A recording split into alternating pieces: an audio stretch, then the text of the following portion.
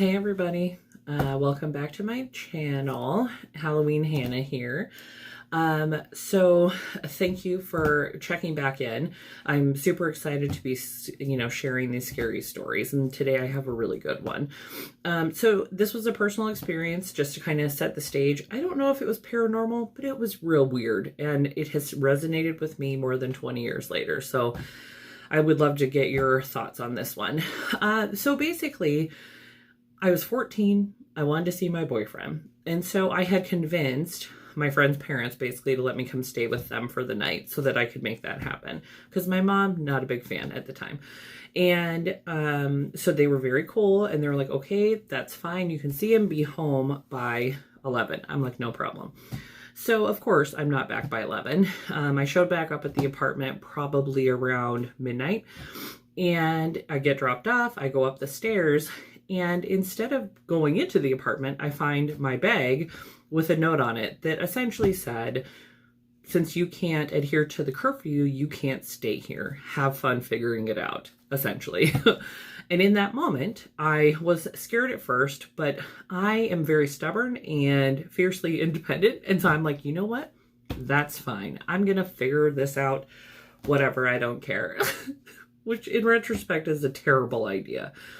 So I decided I'm going to walk home, which is probably about 20 miles. And it's a Saturday night and it's midnight. Okay. So I get to walking, and I didn't have $1 to my name. I should just say, bear in mind that this is a time where like cell phones weren't really a thing. So it wasn't like I could call my mom and be like, hey, come get me. I literally had access to no phone. So I start walking. And I'm walking and I'm walking. And I get to, what is a pretty busy part of a street in Salem, Oregon. And there's like nobody on it, which I thought was kind of weird. Like usually Saturday night, you think there would be more traffic, but it was weirdly deserted. And all of a sudden, this van like starts driving behind me really slow. And I'm thinking, oh God, what's going on? And the van drives past me, like speeds up really quick and then passes me. And it's like a bunch of dudes and they're like yelling at me, typical like catcalling stuff, right? And I'm like, oh God, please. So they turn around and come back and do the same thing. This was a 4-lane road. I'm now on the opposite sidewalk. They slow down and basically stop, catcall me and say some pretty offensive stuff. And then take off again. And at this point, I'm getting legitimately scared because I have no means of protecting myself. I have no way of getting a phone, and there's weirdly nobody anywhere. It was like literally just this van on the road. So I watch in complete and utter despair as they turn around and they come back, and now they're back on my side of the street. And I'm thinking, what am I going to do? Like, I'm thinking something terrible is about to happen to me, right? So they pull up. I'm starting to walk faster and faster because I'm like, okay, I'll drop the bag and run if I have to, right? And they pull up again behind me, and this time they stop, and one of the guys actually physically got out of the van and started walking towards me like he was going to pursue me. And I thought in that moment, if I get caught, if they catch me, like I'm dead. I honestly believed that was the case. I didn't know what their intentions were, but I knew it wasn't anything good. And then out of nowhere, and I want to try to encapsulate this in a way that makes sense, but I just feel like I can't. Literally, there was nobody anywhere. And then all of a sudden I hear this bicycle like being ridden up behind me. So I turn and look, and it's a guy riding a bike, and he stops next to me and just kind of looks at the guy that had gotten out of the van. And the guy sees him, clearly kind of goes through this mental volleyball of like what he's going to do, gets back in the van, and they leave, and the van takes off. So my heart is beating a million miles an hour, right? But now I'm thinking, who's this guy who just randomly popped up out of nowhere? What kind of trouble is he going to give me? You know what I mean?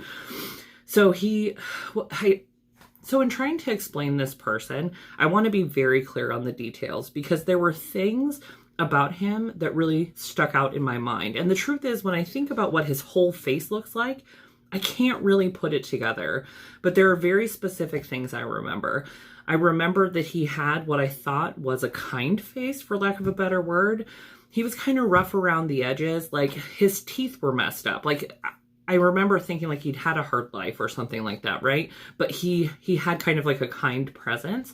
And I remember that he was wearing a Letterman jacket, although I couldn't tell you from what high school. I mean, you know, there's only 4 in Salem. Like, I should remember this, but I just don't. But I remember that the Letterman jacket definitely, like, it had seen better days. You know what I mean? Like, he had worn it a lot. And all he said to me was, "Are you okay?" And I said, "I think so." And he's like, "Where are you going?" And I go, "Well, I'm just trying to get home." And I told him, you know, the city that I lived in, not exactly where it was, obviously. And he's like, "That's too far to walk at this time of night. So what I'm going to do is I'm going to walk you to the payphone. Is there somebody you can call?" And I'm like, "Well, I guess, yeah, I could call my mom." And he's like, "Okay, well then that's what we're going to do." So he proceeds to walk with me, probably the better part of a mile, to the first available payphone, which is hilarious in retrospect, because at the time there were payphones everywhere, but not the particular stretch of road that I was on. So he walks me to the payphone, and I get there, and I'm like, shit, I don't even have a quarter to call my mom, which was how much it cost back then, right? And he's like, "No problem." And he gave me the quarter. And I called my mom, and of course she was completely freaking out, because at this point it's like 3 o'clock in the morning, and she's like, "Of course I'll come get you. Where are you at?" You know? And I tell her where I'm at, and he proceeded to just sit there and wait with me while I waited for my mom to show up. And he didn't talk. There was like no small talk. He just sat there and waited. And I was trying to think of ways to like fill the silence, because I mean, he was a complete stranger. It was super awkward. But I just couldn't think of anything to say. So we literally just sat there. So I would say all in all, it took my mom probably about 10 minutes to get to where we were at. And the other thing that really resonated with me is, you know, as she was pulling up, I was going to turn and be like, "Thank you so much. That's her. You know, I'm okay." But when she pulled up, I turned and he was riding away. Like, he was basically almost out of sight. It was like he knew when she was going to show up. I can't even, like, that's how it felt, if that makes sense. And I remember getting into the van, and my mom was like, "Who was that guy?" And I was like, "Okay, you did see him." I was like, "I don't know. He helped me, so I could call you." And at the time she said, "Well, that was your guardian angel." Now, here's the thing. I am not a religious person per se, right? But what I do know is that what happened was weird. The whole circumstance, all of it, and how this person just magically appeared out of nowhere, and in my opinion, probably saved my life, and then was just gone just as fast. I don't even know his name, okay? Anyway, so not a religious person, but I can't help but think there was something going on there. So anyway, yeah, that's when I think about stuff that's happened to me that's weird, that definitely is number 1 on the list. And so I would love to know your thoughts. I mean, even just thinking about it, I get goosebumps. It's weird. I want to know what you think it was. You know, was it my guardian angel? Well, is it possible that it was just a good Samaritan who happened to, by chance, be riding by? You know what I mean? Like, I wonder that a lot. Anyway, so I'd love to know your thoughts. Also, have you ever had anything like this happen? Anything kind of like this? Because I know that sometimes people experience this thing where it's like a random set of circumstances, and one small change could have made it go in a very different direction than it did. So I would love to know your thoughts. Please sound out, give me some comments below. Let me know what you think. And I also just wanted to remind everyone that if you have stories, I want to share them. So feel free to, you can send them to me via email. I have a Gmail set up. It's hannahshauntings at gmail.com. And I'll put the link for that down below. But if you have a story, yeah, I would love to share it. But I want to know if anyone else has experienced, you know, something like this.